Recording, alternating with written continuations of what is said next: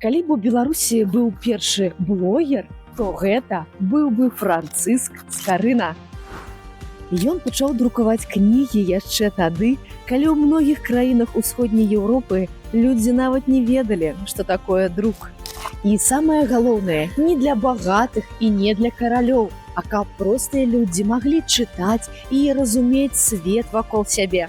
Скарына зрабіў тое, што сёння здаецца звычайным. Ён хацеў, каб веды былі даступныя усім. Менавіта таму у Полацку стаіць помнік Скарыне, як сімвал таго, што Беларусь заўсёды шанавала веды і розум, і што кожнае слова мае значэнне. Сфотай мяне са Скарынай!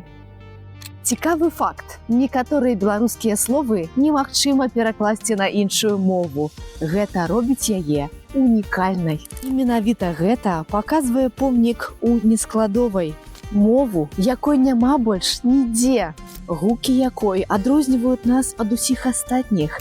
І для беларусаў гэта як асаблівы знак ідэнтычнасці. А яшчэ, калі глядзець у гісторыю, беларуская мова стала афіцыйнай ужо ў 14 стагоддзі і выкарыстоўвалася ў дыпламатычных і дзяржаўных тэкстах Вялікага княства Літоўскага, што робіць яе не проста старажытнай, а важнай часткай еўрапейскай гісторыі. Хочаш бачыць яшчэ больш цікавых і дзіўных фактаў пра нашу краіну?